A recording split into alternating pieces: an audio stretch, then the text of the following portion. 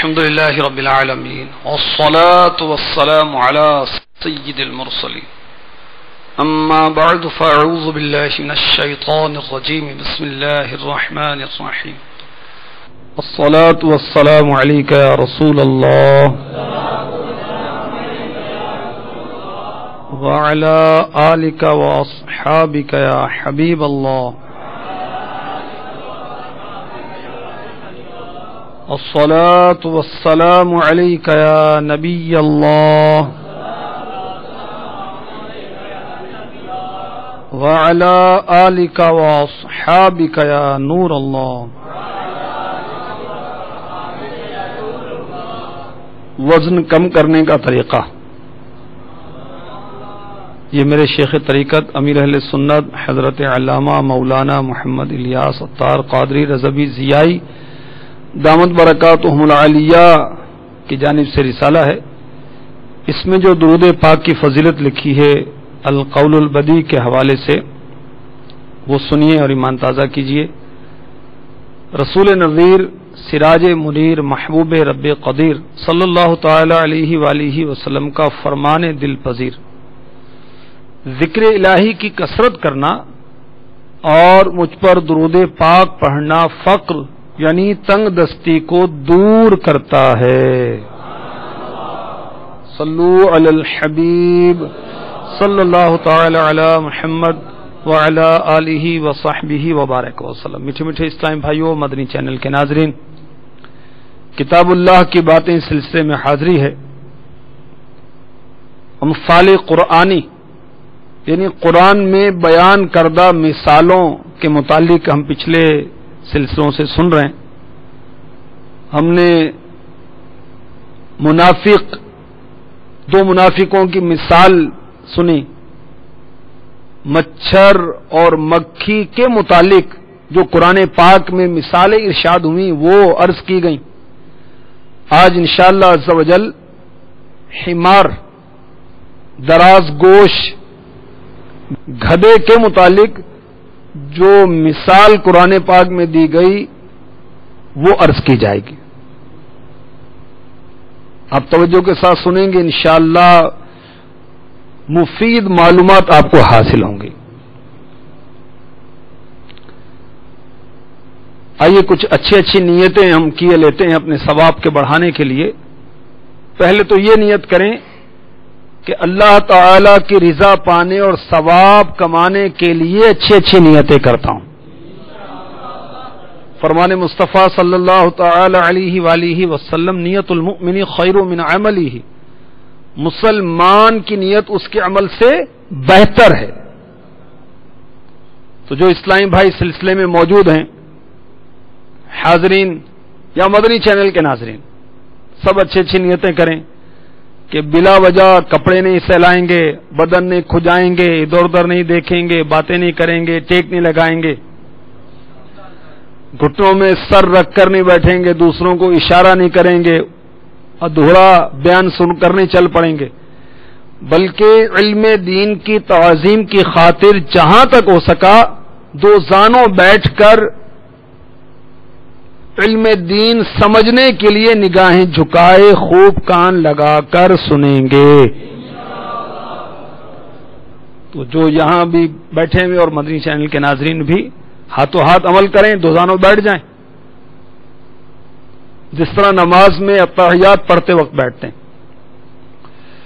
یہ بھی نیت کیجئے کہ صلو علی الحبیب وغیرہ سن کر ثواب کمانے کی نیت سے، صدا لگانے والے کی دل جوئی کی نیت سے نمایاں آواز سے جواب دوں گا. اور کیا پڑھیں گے؟ درود پاک صلی اللہ علی محمد. ضرورتاً سمٹ کر دوسروں کے لیے جگہ کشادہ کروں گا. دھکا وغیرہ لگا تو صبر کروں گا. جب اجتماع ہوتا ہے تو اس کے امکانات ہوتے ہیں، تو صبر کرنے والا انشاءاللہ ثواب پائے گا. گھورنے جھڑکنے الجھنے سے بچوں گا. حق پر ہونے کے باوجود جھگڑا نہیں کروں گا. یہ بھی نیت کر لیجئے کہ انشاءاللہ اہم مدنی پھول لکھوں گا. اب یہ اسی کی نیت ویلڈ ہوگی کہ جس کے پاس وہ کاغذ اور قلم ہوگا، لکھنے کا سامان ہوگا. حسب موقع عز وجل صلی اللہ تعالی علیہ وآلہ وسلم رضی اللہ تعالی عنہ اور رحمت اللہ تعالی علیہ پڑھوں گا. خشوع نفاق سے بچوں گا. یہ کیا ہوتا ہے؟ اعضاء میں خشوع ہو مگر دل عاجزی سے خالی ہو، اس سے بچوں گا. بیان کے بعد خود آگے بڑھ کر سلام و مصافحہ اور انفرادی کوشش کروں گا. بنیت ادائے سنت بات کرتے ہوئے مسکراتا رہوں گا. صلو علی الحبیب صلی اللہ تعالی علی محمد وعلی آلہ وصحبہ وبارک وسلم. قرآن پاک میں اللہ تبارک و تعالی نے جا بجا مثالیں ارشاد فرمائیں تاکہ اس کے بندے ان مثالوں سے عبرت حاصل کریں، سمجھیں، ان کو بات سمجھ میں آئے. چنانچہ پارہ 28 سورہ جمعہ کی آیت نمبر 5 میں گدھے کی مثال ارشاد فرمائی گئی. سنیے. مثل الذين حملوا التوراة ثم لم يحملوها كمثل الحمار يحمل أسفارا بئس مثل القوم الذين كذبوا بآيات الله واللہ لا يهدي القوم الظالمین. ترجمہ کنز الایمان. ان کی مثال جن پر توریت رکھی گئی تھی پھر انہوں نے اس کی حکم برداری نہ کی. گدھے کی مثال ہے جو پیٹھ پر کتابیں اٹھائے. کیا ہی بری مثال ہے ان لوگوں کی جنہوں نے اللہ کی آیتیں جھٹلائیں اور اللہ ظالموں کو راہ نہیں دیتا. تو ان کی مثال ارشاد ہوئی جن پر توریت رکھی گئی تھی. توریت یہ بھی آسمانی کتاب ہے، حضرت سیدنا موسیٰ کلیم اللہ علی نبینا وعلیہ الصلاۃ والسلام پر نازل ہوئی، اور اس کے احکام کا اتباع کن پر لازم کیا گیا؟ یہودیوں پر. پھر انہوں نے اس کی حکم برداری نہ کی اور اس پر عمل نہ کیا. توریت میں سید عالم صلی اللہ تعالی علیہ وسلم کی نعت و صفت دیکھنے کے باوجود حضور صلی اللہ علیہ وسلم پر ایمان نہ لائے. یہودیوں نے توریت کی حکم برداری نہیں کی. گدھے کی مثال ہے جو پیٹھ پر کتابیں اٹھائے. تفسیر خزائن العرفان سے کچھ میں یہ مدنی پھول عرض کر رہا ہوں. اور بوجھ کے سوا اس سے کچھ بھی نفع نہ پائے، اور جو علوم ان میں ہیں ان سے اصلاً یعنی بالکل بھی واقف نہ ہو. یہی حال ان یہود کا ہے جو توریت اٹھائے پھرتے ہیں، اس کے الفاظ رٹتے ہیں اور اس سے نفع نہیں اٹھاتے، اس کے مطابق عمل نہیں کرتے. سعد اللہ فاضل حضرت علامہ مولانا سید حافظ محمد نعیم الدین مراد آبادی علیہ رحمۃ اللہ الہادی فرماتے ہیں، اور یہی مثال ان لوگوں پر صادق آتی ہے جو قرآن کریم کے معنی کو نہ سمجھیں اور اس پر عمل نہ کریں اور اس سے اعراض کریں. میٹھے میٹھے اسلامی بھائیوں، مدنی چینل کے ناظرین، جب یہودیوں نے آسمانی کتاب توریت شریف کے احکام پر عمل نہیں کیا تو انہیں گدھے سے تشبیہ دی گئی. کس گدھے سے؟ جس پر کتابوں کا بوجھ لدا ہوا ہے. اس بوجھ کی وجہ سے گدھا تھکتا ضرور ہے، اسے تھکاوٹ تو ہوتی ہے، مگر حاصل کچھ نہیں ہوتا۔ میٹھے میٹھے اسلامی بھائیو، مدنی چینل کے ناظرین، یہ گدھا جو ہے یہ گھوڑے اور خچر سے چھوٹا ہوتا ہے اور بوجھ لادنے کے کام آتا ہے، سواری کے کام آتا ہے۔ کسی کو گدھا کہنا ایک طرح سے گالی بھی ہے نا، ابے وہ گدھے، یعنی وہ بے وقوف،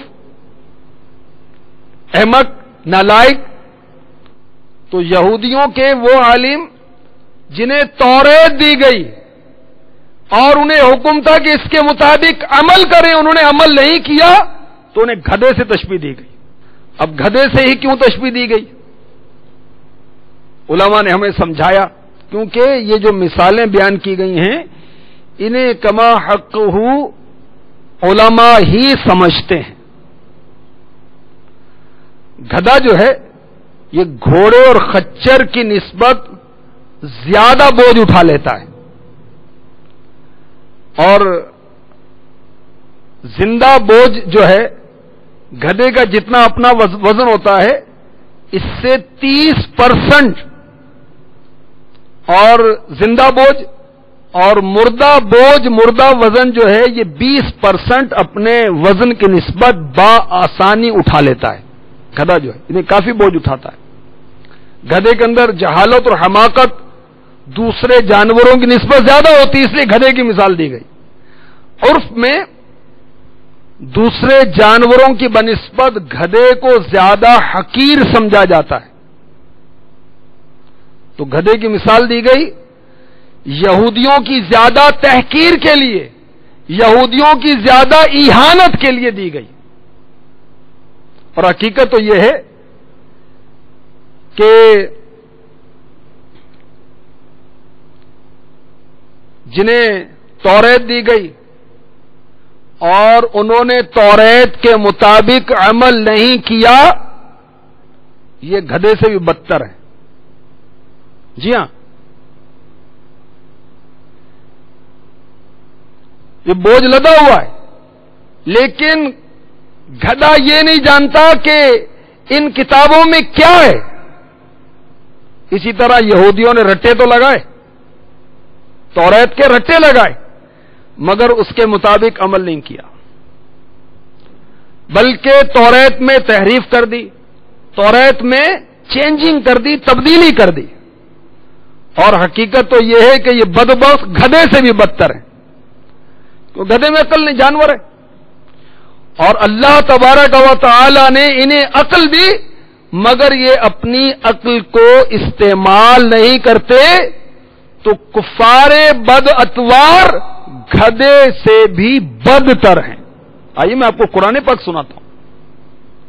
چنانچہ پارہ 9 سورہ اعراف آیت نمبر 179 179، ترجمہ کنز ایمان، بلکہ ان سے بڑھ کر گمراہ وہی غفلت میں پڑے ہیں۔ کفار بداتوار جانوروں سے بدتر ہیں۔ چنانچہ تفسیر خزائن العرفان میں اس آیت کے تحت لکھا ہے، چوپایا 4 پاؤں والا اپنے نفع کی طرف بڑھتا ہے، ضرر سے بچتا ہے، ضرر سے پیچھے ہٹتا ہے، اور کافر جہنم کی راہ پر چل کر اپنا ضرر اختیار کرتا ہے، تو جانور سے بدتر ہوا۔ آدمی روحانی، شہوانی، سماوی، عرضی، جب اس کی روح شہوات پر غالب ہو جاتی ہے تو ملائکہ سے فائق ہو جاتا ہے، اور جب شہوات روح پر غلبہ پا جاتی ہیں تو زمین کے جانوروں سے بدتر ہو جاتا ہے۔ تو کافر یہ جانوروں سے بھی بدتر ہے۔ تفسیر روح البیان میں حضرت سیدنا مولانا شیخ اسماعیل حقی علی رحمۃ اللہ الکوی لکھتے ہیں، گدھے میں دوسرے جانوروں کی نسبت شہوت زیادہ ہوتی ہے، اور یہ صفت جانوروں میں شہوت زیادہ ہوتی، گدھے میں دوسرے جانوروں کی نسبت زیادہ ہے۔ لہذا جو شہوت کو عفت سے تبدیل کرے، پاک دامنی اختیار کرے، شہوات کو ترک کر دے، وہ نجات پائے گا اور گدھے کی اس مثال سے بچ جائے گا، ورنہ وہ شخص جس کی شہوت اس کی عقل پر غالب ہے وہ گدھے سے بدتر ہے۔ حضرت شیخ سعدی شیرازی علیہ رحمۃ اللہ الکوی فرماتے ہیں علم جتنا زیادہ پڑھو جب تم عمل نہ کرو تو تم نادان ہو۔ جو بے عمل ہے وہ محقق اور دانشور نہیں بلکہ جانور ہے جس پر چند کتابیں لاد دی گئی ہیں۔ خالی دماغ جانور جو کہ علم و ہنر سے بے خبر ہے، اسے کیا معلوم کہ اس پر لکڑیاں لادی گئی ہیں یا کتابیں لادی گئی ہیں۔ گدھے کے بارے میں مزید ایک قرآن پاک کی آیت سنیے، اس کی آواز کے بارے میں۔ اس کی آواز سب سے نرالی ہوتی، چنانچہ پارہ 21 سورہ لقمان آیت نمبر 19 ارشاد ہوتا ہے وَاغْضُضْ مِن صَوْتِكَ إِنَّ أَنكَرَ الْأَصْوَاتِ لَصَوْتُ الْحَمِيرِ۔ ترجمہ کنز الایمان، اور اپنی آواز کچھ پست کر، بے شک سب آوازوں میں بری آواز گدھے کی آواز، اور اپنی آواز کچھ پست رکھ۔ اس کی تفسیر میں صدر الافاضل تفسیر خزائن العرفان میں لکھتے ہیں شور و شغب اور چیخنے چلانے سے اعتراض کر، یعنی بچ، بے شک سب آوازوں میں بری آواز گدھے کی آواز۔ تفسیر خزائن العرفان۔ مدعا یہ ہے شور مچانا اور آواز بلند کرنا مکروہ و ناپسندیدہ ہے، اس میں کچھ فضیلت نہیں۔ گدھے کی آواز باوجود بلند ہونے کے مکروہ اور وحشت انگیز ہے۔ نبی کریم صلی اللہ تعالی علیہ وآلہ وسلم کو نرم آواز سے کلام کرنا پسند تھا اور سخت آواز سے بولنے کو ناپسند رکھتے تھے۔ تفسیر روح البیان میں ہے جاہل اور بری آواز والا گدھے سے زیادہ گمراہ اور کمتر ہے، کیونکہ وہ محض نقصان میں، حالانکہ گدھے میں نفع بھی ہے۔ کیا نفع ہے؟ بوجھ اٹھاتا ہے، بلکہ لوگ اس پر سوار بھی ہوتے ہیں۔ اور جو جاہل ہے، علم دین سے محروم ہے، بری آواز والا ہے، وہ گدھے سے زیادہ کمتر ہے، گدھے سے زیادہ گمراہ ہے۔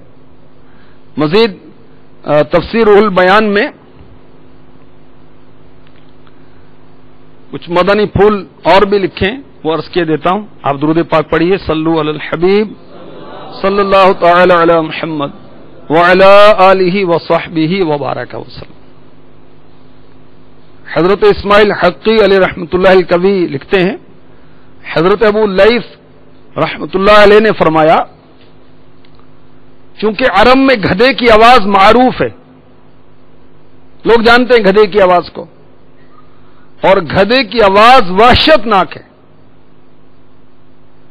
اگرچہ بعض اور حیوانات کی جانوروں کی آواز سے بدتر ہے، لیکن ضرب المثل گدھے کی آواز ہے، گدھے کی آواز سے مثال دی جاتی ہے۔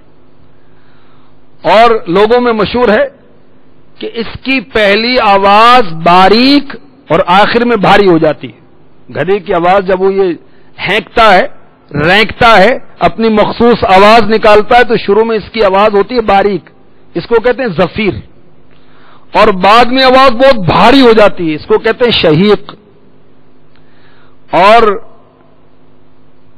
علماء نے لکھا، تفسیر البیان میں لکھا کہ یہی آواز جہنمیوں کی ہوگی، جسے سن کر وحشت ہوگی اور اس سے کلی طور پر نفرت ہوگی۔ اللہ کی پناہ، اللہ کی پناہ۔ تو گدھے کی آواز بہت زیادہ بلند اور ناپسندیدہ ہوتی ہے۔ ابتدا جو پتلی آواز ہوتی ہے اس کو کہتے ہیں عربی میں زفیر، اور انتہائی جو بھاری آواز ہوتی ہے آخر میں جو نکالتا ہے اس کو کہتے ہیں شہیق، اور یہ دونوں آوازیں جہنمیوں کی سی آوازیں ہیں۔ آئیے قرآن پاک سنتے ہیں۔ چنانچہ پارہ 12 سورہ ہود آیت نمبر 106 ارشاد ہوتا ہے فَأَمَّا الَّذِينَ شَقُوا فَفِي النَّارِ لَهُمْ فِيهَا زَفِيرٌ وَشَهِيقٌ۔ ترجمہ کنز الایمان، تو وہ جو بدبخت ہیں وہ تو دوزخ میں ہیں اور اس میں گدھے کی طرح رینکیں گے۔ استغفر اللہ استغفر اللہ استغفر اللہ۔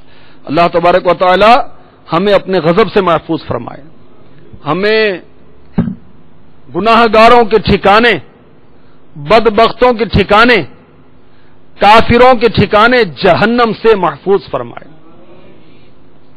صلو علی الحبیب صلی اللہ تعالی علی محمد وعلی آلہ وصحبہ وبارک وسلم۔ تو میٹھے میٹھے اسلام بھائیوں، عام طور پر گدھے کی مثال جب کوئی مذموم معاملہ ہوتا ہے، مذمت کرنے والا معاملہ ہوتا ہے، اس وقت دی جاتی ہے۔ گدھے کی آواز کے متعلق میرے آقا صلی اللہ تعالی علیہ وسلم نے ارشاد فرمایا، چنانچہ صحیح بخاری حدیث نمبر 3303، صحیح مسلم حدیث نمبر 2729، پیارے آقا صلی اللہ علیہ وسلم نے فرمایا جب تم مرغ کی بانگ سنو تو اللہ تعالی سے اس کے فضل کا سوال کرو، کیونکہ وہ یعنی مرغ فرشتے کو دیکھتا ہے، اور جب تم گدھے کی آواز سنو تو شیطان سے اللہ عز و جل کی پناہ طلب کرو، کیونکہ وہ شیطان کو دیکھتا ہے۔ حضرت علامہ بدر الدین محمود بن احمد عینی حنفی علی رحمۃ اللہ الکوی لکھتے ہیں چونکہ مرغ بانگ دیتے وقت فرشتے کو دیکھتا ہے، اس لیے یہ حکم ہے کہ مرغ کی بانگ سن کر دعا کرو تاکہ فرشتے اس دعا پر آمین کہیں اور اس کے لیے استغفار کریں اور اس کے عجز و اخلاص کی شہادت دیں اور اس کی دعا قبول ہو۔ اس سے یہ مسئلہ معلوم ہوا کہ نیک لوگوں کے آنے کے وقت جو دعا کی جاتی ہے وہ قبول ہوتی ہے۔ صحیح ابن حبان حدیث نمبر 5731، مرغ کو برا نہ کہو کیونکہ وہ نماز کی طرف بلاتا ہے۔ امام بزار نے روایت کیا کہ رسول اللہ صلی اللہ تعالی علیہ وآلہ وسلم کے پاس ایک مرغ نے بانگ دی، ایک شخص نے کہا یا اللہ عز و جل اس پر لعنت کر۔ نبی صلی اللہ علیہ وآلہ وسلم نے فرمایا ایسا نہ کہو، یہ نماز کی طرف بلا رہا ہے، اور مرغ میں یہ خاصیت ہے کہ وہ نماز فجر سے پہلے بانگ دیتا ہے، خواہ رات لمبی ہو یا چھوٹی۔ اس حدیث میں یہ دلیل ہے کہ اللہ تعالی نے مرغ میں ادراک پیدا کیا، یہ شعور پیدا کیا ہے، فرشتے کو دیکھ لیتا ہے، اور گدھے میں یہ ادراک پیدا کیا ہے وہ شیطان کو دیکھ لیتا ہے۔ تو گدھے کے چیخنے کے وقت شیطان سے پناہ مانگنے کا حکم دیا، کیونکہ اس وقت وہاں شیطان موجود ہے، لہذا اس کے شر سے پناہ طلب کی جائے۔ حضرت ابو رافع رضی اللہ تعالی عنہ بیان کرتے ہیں رسول اللہ صلی اللہ تعالی علیہ وآلہ وسلم نے فرمایا گدھا اس وقت تک نہیں چیختا جب تک کہ شیطان کو نہ دیکھے یا اس کے لیے شیطان متمثل نہ ہو، اور جب ایسا ہو تم اللہ عز و جل کو یاد کرو اور مجھ پر صلات یعنی درود شریف پڑھو۔ صلو علی الحبیب صلی اللہ تعالی علی محمد وعلی آلہ وصحبہ وبارک وسلم۔ تو مرغ کی بانگ پر اللہ تعالی کا فضل مانگنا چاہیے۔ اللہم انی اسألک من فضلک، اور شیطان کو دیکھ کر گدھا جب ہینکے اپنی مخصوص آواز نکالے تو اعوذ باللہ من الشیطان الرجیم پڑھنا چاہیے۔ صلو علی الحبیب صلی اللہ تعالی علی محمد۔ تفسیر در منصور میں حضرت علامہ جلال الدین سیوطی شافعی علیہ رحمۃ اللہ الکوی لکھتے ہیں اگر آواز کے بلند کرنے میں کوئی بھلائی ہوتی تو اللہ تعالی گدھے کی آواز کو بلند نہ کرتا۔ حضرت سفیان ثوری رحمۃ اللہ تعالی علیہ فرماتے ہیں ہر چیز کی آواز اللہ تعالی کی تسبیح ہے مگر گدھے کی آواز، کہ گدھا تو شیطان کو دیکھ کر آواز نکالتا ہے۔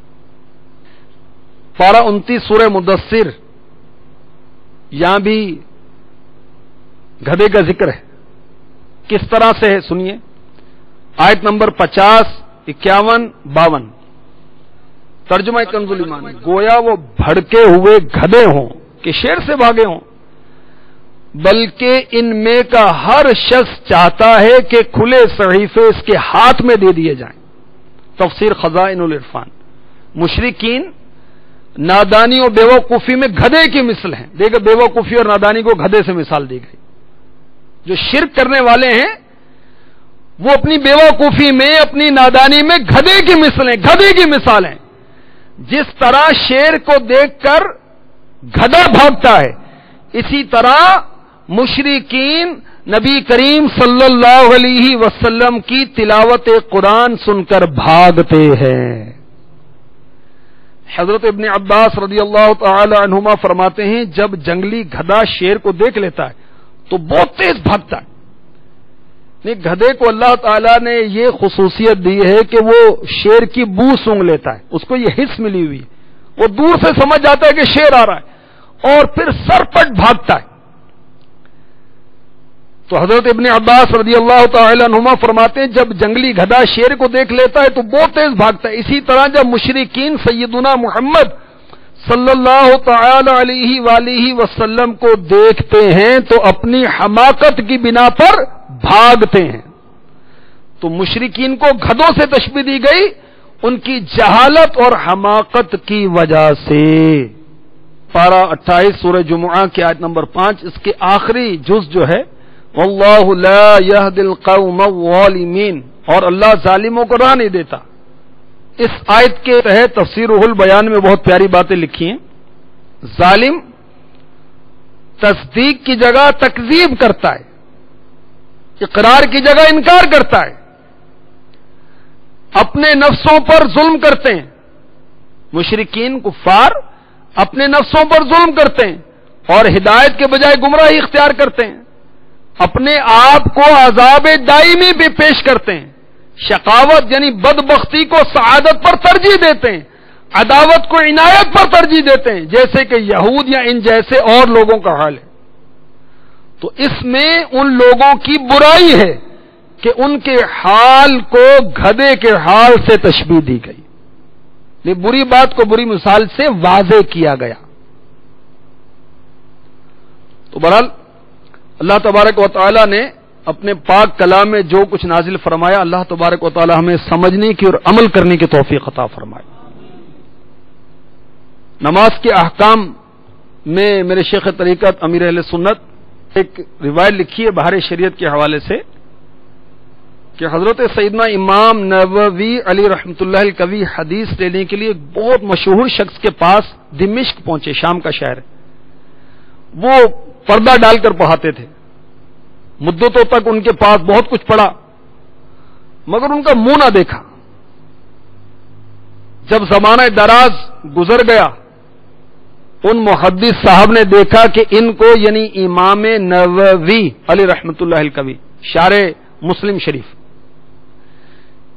کہ ان کو علم حدیث کی بہت خواہش ہے، تو ایک روز انہوں نے پردہ ہٹا دیا، دیکھتے کیا ہیں کہ ان کا گدھے جیسا منہ ہے،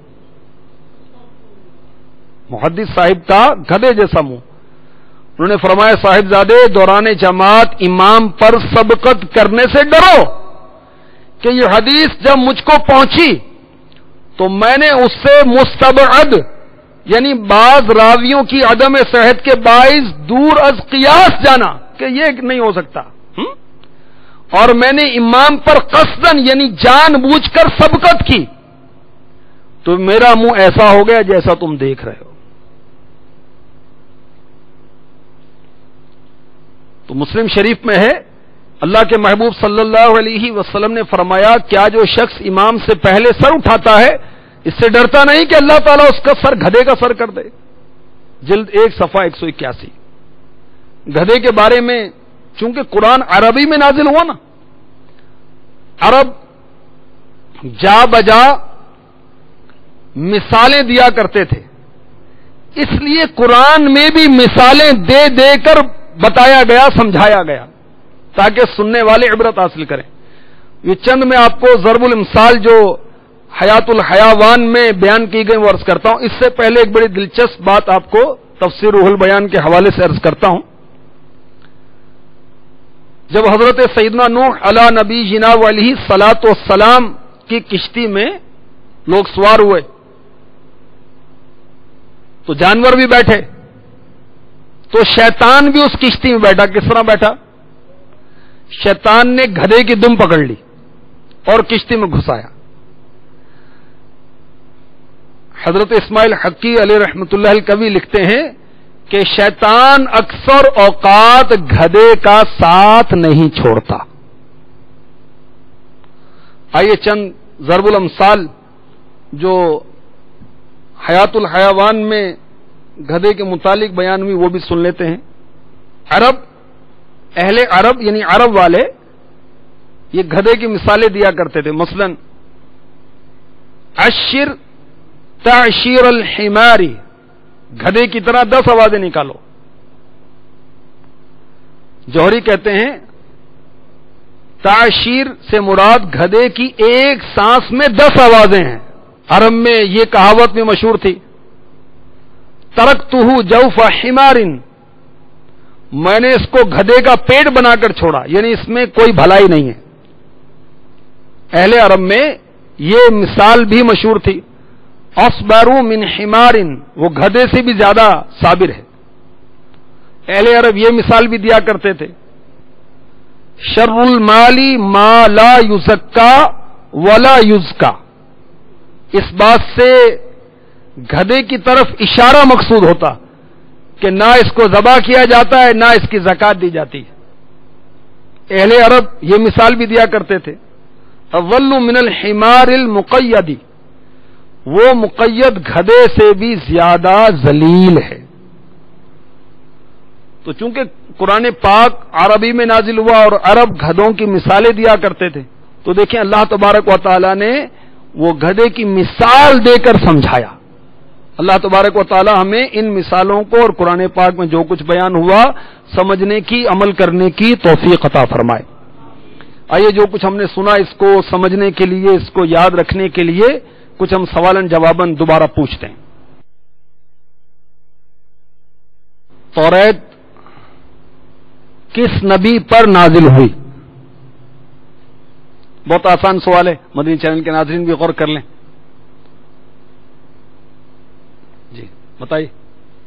حضرت موسیٰ علیہ السلام۔ ماشاءاللہ، ان کا جواب درست ہے۔ توریت حضرت موسیٰ علیہ السلام پر نازل ہوئی، حضرت عیسیٰ علیہ السلام پر انجیل نازل ہوئی، اور زبور حضرت داود علی نبینا علیہ الصلاۃ والسلام پر نازل ہوئی۔ زبور کس پر نازل ہوئی؟ حضرت داؤد علیہ السلام پر۔ اور قرآن پاک ہمارے آقا صلی اللہ علیہ وسلم پر نازل ہوئی۔ ماشاءاللہ۔ توریت کے احکام کی اتباع کن پر لازم تھی، اور کیا انہوں نے اس کی حکم برداری کی؟ سب سے آخر والے۔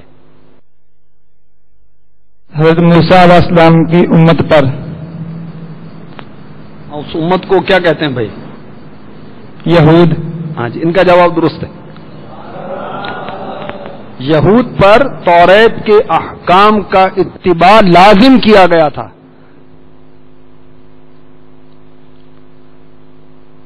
تو انہوں نے عمل نہیں کیا۔ کیا عمل نہیں کیا؟ جی کون بتائے گا؟ جی بتائیے۔ یہود نے تورات میں آقا علیہ الصلوۃ والسلام کی نعت و صفت دیکھی، اس کے باوجود اس پر عمل نہیں کیا۔ درست۔ تو یہود کے وہ علماء جنہیں توریت دی گئی انہوں نے حکم برداری نہیں کی، تو ان کی مثال کیا ارشاد ہوئی؟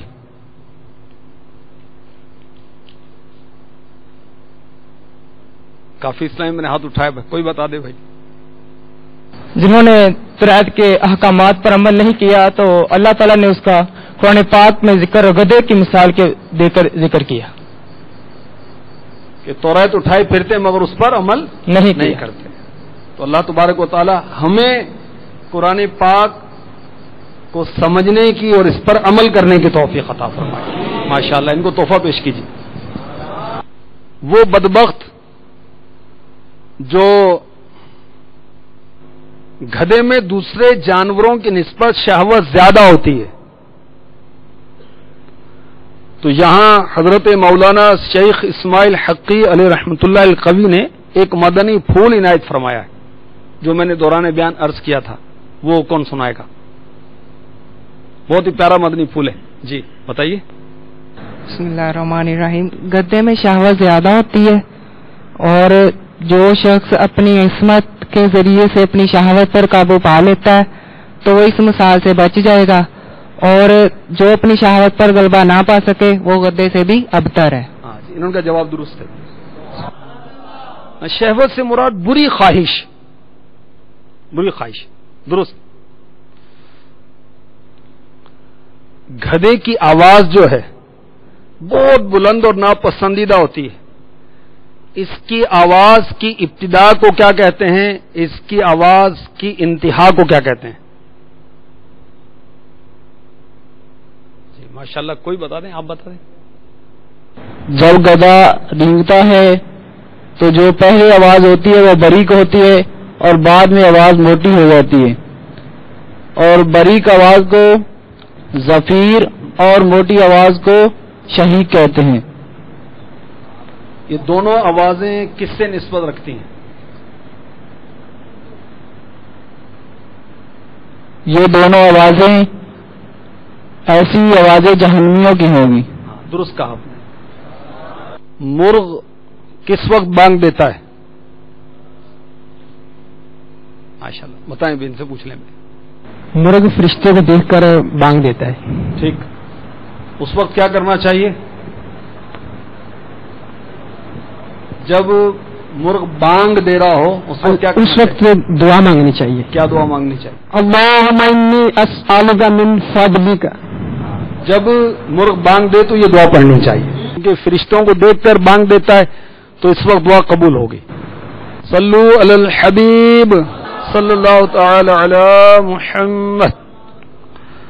میٹھے میٹھے اسلامی بھائیوں، مدنی چینل کے ناظرین، دعوت اسلامی کا مدنی ماحول اپنا لیجئے. انشاءاللہ پیارے آقا علیہ الصلوۃ والسلام کا قرب نصیب ہوگا، الفت نصیب ہوگی، قرآن پاک پڑھنا نصیب ہوگا، قرآن پاک سمجھنا نصیب ہوگا، اور انشاءاللہ قرآن پاک سمجھانا اور پڑھانا نصیب ہوگا. آئیے آپ کو میں بہت ہی پیاری مدنی بہار جو نیکی کی دعوت، یہ کتاب جو فیضان سنت کا 6واں باب ہے، امیر علیہ سنت نے مرتب فرمائی ہے. اس کے صفحہ نمبر 190 پر لکھی وہ آپ کو عرض کرتا ہوں. ایک اسلامی بھائی کے بیان کا خلاصہ. ہمارے علاقے کا ایک نوجوان جو والدین کا اکلوتا تھا، ایک ہی تھا، غلط صحبت کے سبب چرس کا عادی بن گیا. گھر سے باہر رہنا اس کا معمول تھا. والد صاحب اکثر اس کو قبرستان جا کر چرسیوں کے درمیان سے اٹھا کر گھر لاتے. تمام گھر والے اس کے سبب پریشان تھے. ایک دن ایک اسلامی بھائی نے اس پر انفرادی کوشش کی، اسے مدنی تربیت کورس کرنے کی ترغیب دلائی. اس نے حامی بھری اور وہ عالمی مدنی مرکز باول مدینہ فیضان مدینہ میں آ گیا. گھر میں خوشی کی لہر دوڑ گئی. سبھی گھر والے دعا کر رہے تھے نیک بن جائے، مگر ڈرے ہوئے تھے کہیں واپس نہ آ جائے. الحمدللہ عز وجل چند ہی دنوں کے بعد اس نے اس طرح فون کیا کہ تربیتی کورس اور فیضان مدینہ بہت مزہ آ رہا ہے، ایسا لگتا ہے مدینہ منورہ سے براہ راست فیض آ رہا ہے. میں نے اپنے تمام گناہوں سے توبہ کر لی ہے، اب میں با جماعت نمازیں ادا کر رہا ہوں، سنتیں سیکھ رہا ہوں، بہت سکون مل رہا ہے. مدنی تربیتی کورس کرنے کے بعد واقعی وہ بدل چکا تھا. گھر والے کا سارا محلہ حیران، چہرے پر نور برساتی داڑھی، سر پر سبز امامے کا تاج. اور گھر آتے ہی گھر والوں پر انفرادی کوشش شروع کر دی. اس انفرادی کوشش کی برکت سے والد صاحب نے بھی چہرے پر داڑھی سجا لی.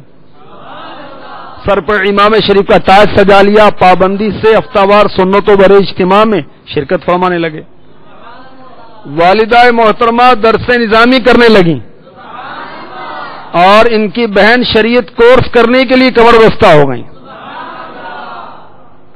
نوجوان کے والد صاحب نے مبلغ دعوت اسلامی کو بتایا کہ دعوت اسلامی والوں کے لیے برکت کی دعا کرتا ہوں، خصوصاً ان کے لیے جنہوں نے میرے بیٹے پر انفرادی کوشش کی، 63 دن کے مدنی تربیتی کورس میں ہاتھوں ہاتھ لے کر آئے، کیونکہ ہم اس کی عادتوں سے بہت پریشان تھے۔ والدہ تو اتنی بیزار تھیں کہ ایک دن جذبات سے مغلوب ہو کر کیڑے مکوڑے مارنے کی دوا اٹھائی لائی کہ یا تو میں مر جاؤں گی یا اس کو کھلا کر مار دوں گی۔ اب اس کی والدہ رو رو کر دعائیں دیتی ہیں کہ اللہ عز و جل دعوت اسلامی والوں کو سلامت رکھے کہ ان کی کوششوں سے میرا بگڑا ہوا بیٹا نیک بن گیا۔ اگر سنتیں سیکھنے کا ہے جذبہ تم آ جاؤ، دے گا سکھا مدنی ماحول۔